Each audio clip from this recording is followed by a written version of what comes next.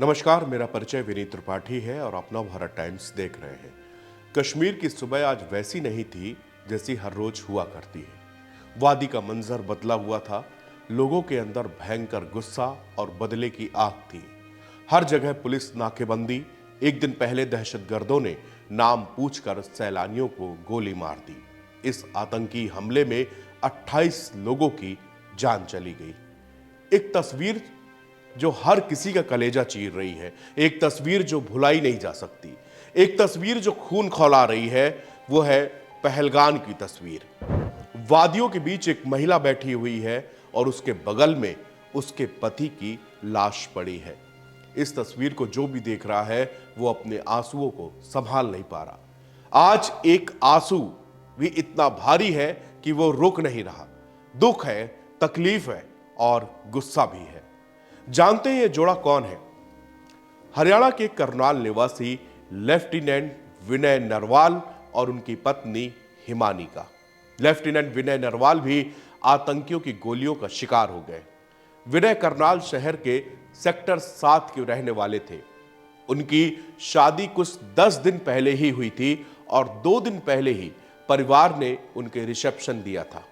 अहम बात यह है कि हमले के बाद सबसे वायरल तस्वीर विनय नरवाल और उनकी पत्नी हिमानी की है। आज हर हिंदुस्तानी का खून खौल रहा है। पाक परस्त आतंकियों ने बेकसूर लोगों का खून बहाया है। विनय और हिमानी की तस्वीर कलेजा चीर रही है। क्या सोच रही होगी हिमानी? अपने जीवन के सबसे खूबसूरत पलों को जीने के लिए हिमानी अपने जीवन साथी के साथ कश्मीर घूमने आई थी। सुना था ये तो धरती के जन्नत कहलाता है। क्या पता था कि 20 सफर में ही उसका हम सफर साथ छोड़ जाएगा। विनय 2 साल पहले इंडियन नेवी में भर्ती हुए थे। 16 अप्रैल को रिसेप्शन के बाद वे 21 अप्रैल को हनीमून मनाने के लिए कश्मीर गए। घटना के बाद से ही उनके घर पर सन्नाटा पसरा हुआ है और परिवार के कुछ सदस्य श्रीनगर के लिए रवाना हो चुके हैं। 26 साल के विनय मौजूदा समय में कोच्चि में तैनात थे। विनय नरवाल को आतंकियों ने छाती, गले और दूसरी तरफ उल्टी बाजू के पास में गोलियां मार दी, जिससे उनकी मौके पर ही जान चली गई। विनय के घर पर घटना के बाद आधी रात के कुछ लोग जरूर पहुंचे। हालांकि परिवार की तरफ से कोई किसी से बातचीत नहीं हो पाई। पूरे गांव में मातम सा पसर गया है। करनाल के भुसल्ली गांव के सरपंच राजेंद्र सिंह बताते हैं कि उन्हें मधुबन थाना और एसपी ऑफिस से फोन आया था।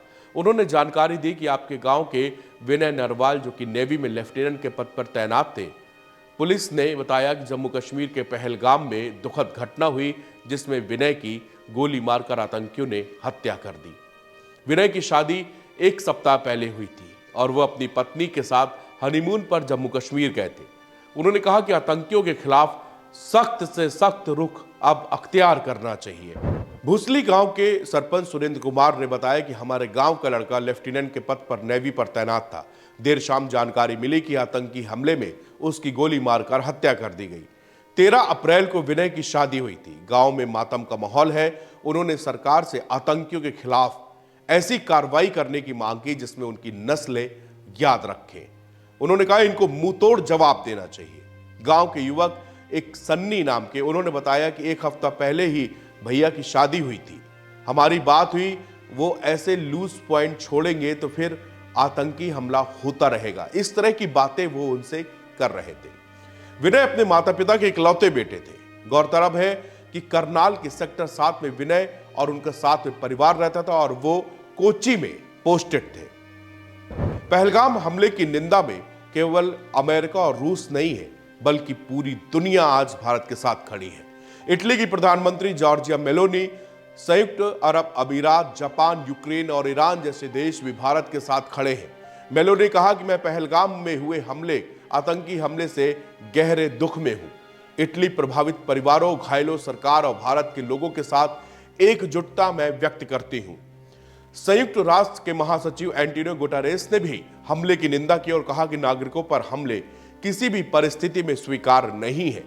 इजराइल के प्रधानमंत्री बेंजामिन नेतन्याहू ने अपने आधिकारिक संदेश में इस हमले की कड़ी निंदा की और कहा कि मेरे प्रिय मित्र नरेंद्र मोदी, पहलगाम में हुए बर्बर आतंकवादी हमले से मैं बेहद दुखी हूं।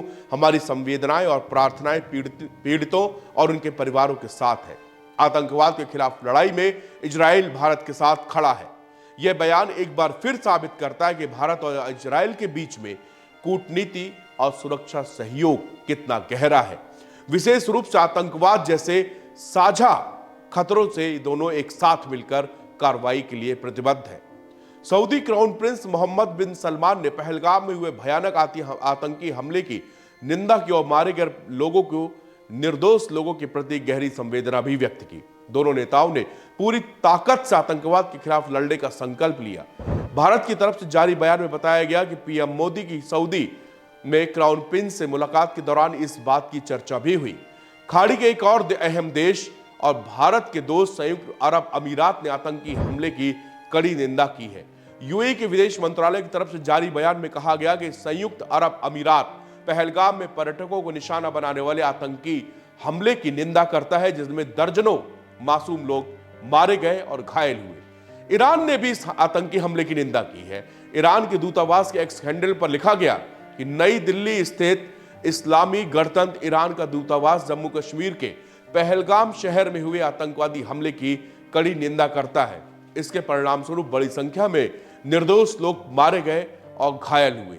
हम भारत सरकार और भारत के लोगों, विशेष रूप से इस हमले के पीड़ितों के परिवारों के प्रति अपनी हार्दिक संवेदना व्यक्त करते हैं और घायलों के शीघ्र स्वस्थ होने और अच्छे स्वास्थ्य की कामना करते हैं। आज पूरा विश्व भारत के साथ एकजुट होकर खड़ा है।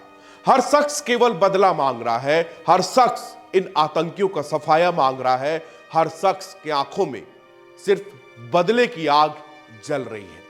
जिस तरह से तस्वीरें आई हैं वो हृदय विदारक है, वो दिल तोड़ देने वाली है, वो कलेजा चीर देने वाली है। इस तरह से कायराना हमला किया गया, नाम पूछकर उनको गोली मार दी गई और 5 से 6 आतंकवादी जो कि पुलिस और सेना की ड्रेस में आए हुए थे और उन्होंने तड़तड़ा के 28 बेकसूर निर्दोष लोगों को मौत के घाट उतार दिया है। इस हमले ने सबको सदमा सा पहुंचाया है। पीएम मोदी अपनी यात्रा के बीच में ही भारत लौट आए। ये एक गंभीर ये चेतावनी भी है कि अब कड़ा प्रहार होगा और अब बड़ा प्रहार होगा। इन आतंकियों की कमर तोड़ी जाएगी। प्रधानमंत्री नरेंद्र मोदी ने एयरपोर्ट से पीएमओ तक के जाने का वेट नहीं किया और उसके बाद एयरपोर्ट पर ही जयशंकर और एनएसए अजीत डोभाल के साथ में मीटिंग की।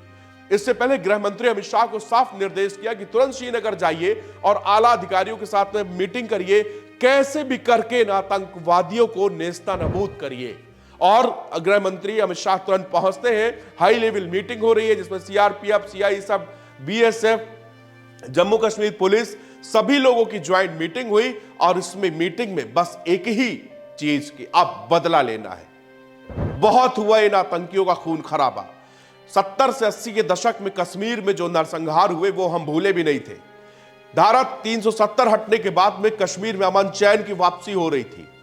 लोग व्यापार कर रहे थे, टूरिस्ट वहां पर घूमने जा रहे थे, इंडस्ट्री लग रही थी, युवाओं को नौकरी मिल रही थी, लोगों का रोजगार वहां पर बढ़ता जा रहा था। लेकिन इन आतंकियों को यह सब बर्दाश्त कहां है।